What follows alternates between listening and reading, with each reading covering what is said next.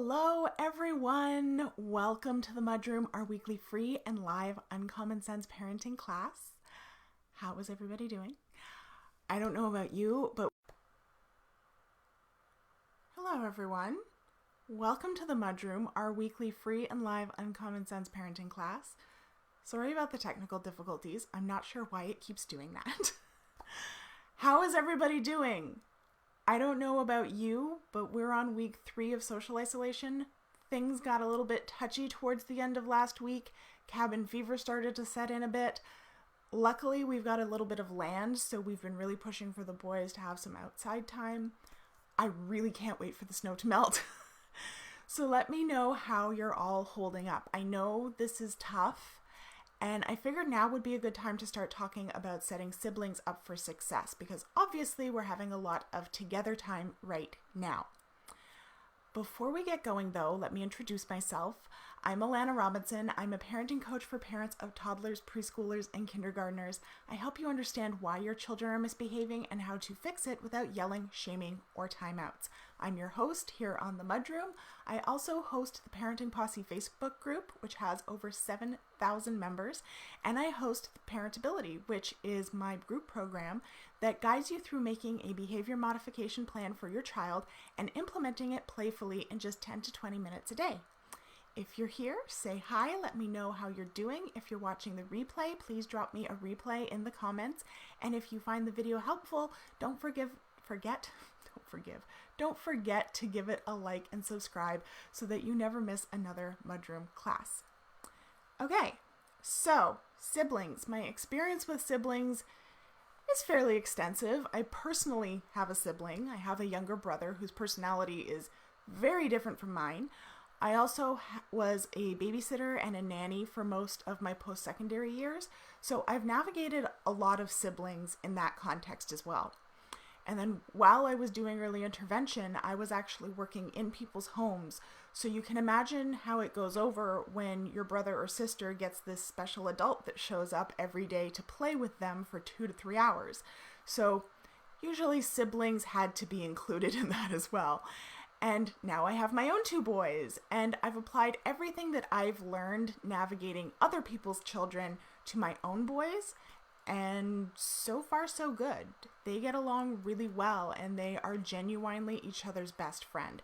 So today I'm going to share with you the things that we do here in my home that I think have made the biggest difference for my kids, and that have also seemed to help quite a few of my clients. And hopefully you can pick out some nuggets to implement at home and improve your children's relationship with each other, especially in this time when there is just so much togetherness. So first thing that we've been doing since my second was born is really giving my oldest a sense of ownership over his little brother. Now that doesn't mean that he's in charge, but it does mean that we really emphasize his role as the older, more mature one. And I know a lot of people get really touchy about this and they go like, it's not the older child's job to parent their younger sibling. And I agree. That's not what I'm talking about. It is his job to look out for him. And as they get older, they'll start looking out for each other. But since they're 6 and 3, it is the oldest's job to guide his brother and keep an eye out for him, and that's okay. Sometimes that means helping him, showing him what to do. Sometimes it means reminding his brother about the boundaries. Sometimes it genuinely just means alerting me to the fact that his younger brother needs attention. But the flip side of this is that he understands that his younger brother is younger. There's no illusion of equality here. Sometimes the little one has different needs than he does, and sometimes he gets to do things the little one doesn't get to do because he's older. And the little one understands that dynamic too, not because we've really focused on it with him, but because we do emphasize the older one's role. But he looks to his older brother for help. He gets it when things aren't exactly tit for tat. And when that causes upset, we just use a lot of empathy, but it doesn't really change anything. This also has given the older one a sense of pride about his little brother. He sees his brother's accomplishments as a point of pride for himself too. And the younger one wants to make his older brother proud, so he makes an effort. It's very much a master-apprentice relationship. Master as in somebody who has mastered something, not as an owner. It's very much that master-apprentice relationship between them, and I think that's really one of the reasons that they get along so well. And as I said, as they get older, that will even out a little bit more into a more equitable relationship, but right now, it's a really good dynamic to have between the two of them. And one of the ways that we foster that is through reinforcing turn-taking. Now, I've done an entire episode on the difference between sharing and turn-taking, so I'm not going to go over those specifics right now. But focusing on turn-taking really helps to reduce a lot of friction. It reduces resentment because they aren't being asked to give up whatever it is that's important to them for the other one, ever. And it really fosters altruism and empathy because when you aren't being ordered to give up whatever it is that you have, it really makes you consider if you really want that thing. And the more that we reinforce those long turn-taking turns, the happier my kids are to share with one another. The less they nag each other and pester each other because they often know that the other one will not feel quite so inclined to give up what it is they want if they are bugging them. It also helps them communicate because we've walked them through the script for how to ask for something so many times in the process of teaching them to turn take that they're now able to really articulate what they want and why, and for the other one to articulate when they're going to be prepared to give it up. And because I'm not the one, or their dad isn't the one who is doing the negotiating, they are between themselves, they've learned to be really independent about it. I don't really have to intervene much with that dynamic now. I did for a long time, but now at 3 and 6, we've been working on it for a few years now, they're really independent about it, which is awesome. And that leads me into the third thing I've learned to do over the years, and that is make kids talk to each other. I find as parents, we tend to become like messengers between our kids, if that makes sense. When they're upset, like, oh, do you want to do this? And then they're like, no. And so you go and you translate that to the other one. And it's not serving us and it's not serving them because they begin to rely on us to deal with each other. If my kids are upset and they come to me or my husband to be their mediator, we don't mediate. We make them discuss it between themselves. The only thing that we'll do is reinforce what it is the other one is saying. So, for instance, this morning my 3-year-old came running into my office complaining that the 6-year-old wouldn't let him watch whatever it was that he was watching, I can't remember, on his tablet. So I walked the little one back to the big one and I said, hey, Owen has something that he wants to tell you. And then Owen said, I want to watch, I don't know, let's go with Ninja Turtles because I genuinely can't remember. I want to watch Ninja Turtles too. And my 6-year-old just kind of ignored him. So I was like, hey, did you hear him? He said he wants to watch too. And then he started protesting. The big one started protesting to me.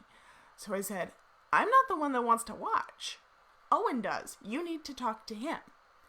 So he turned to his brother and he was like, I just need some alone time right now. And Owen said, oh, I really wanted to cuddle with you. And Big Brother was like, oh, if that's what you want, okay, we can cuddle and watch together. And that problem was solved between them. Now, it doesn't always go that smoothly. Sometimes I have to reinforce back and forth several times. And often I still need to initiate it like that.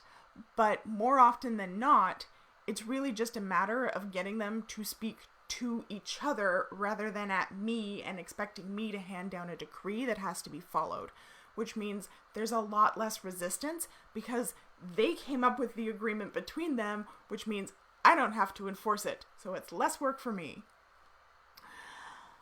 Okay, what else? Another thing that's really been helpful right now especially is what we call to-your corners in our house. Now, these aren't actual corners before anybody freaks out.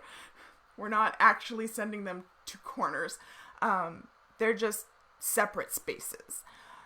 But we have 2 play spaces in our house, our basement and their bedroom. So the general rule is that if they can't get along or they need some alone time, they have to go to their corners, quote unquote.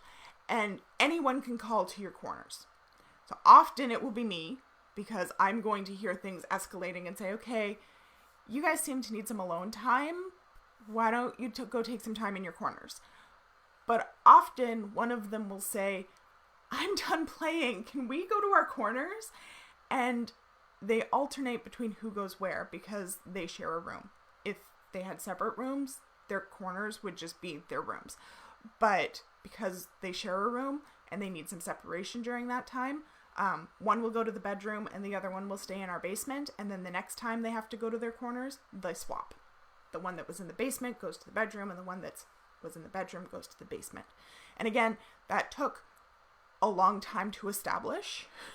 It took a lot of repetition to establish. But at this point, if anybody calls to their corners, the most resistance that we have is them going, wait, where was I last time? And the other one being like, you were in the bedroom. That means you're in the basement, because they know that there's no exception to that rule. And again, the idea is to make them autonomous and having a standardized process for them to get some alone time. Sometimes they'll set a timer, or they'll ask for me to set a timer and to put it where they can both hear it. But more often than not, they just kind of figure out when they're ready to start interacting again when they feel like it.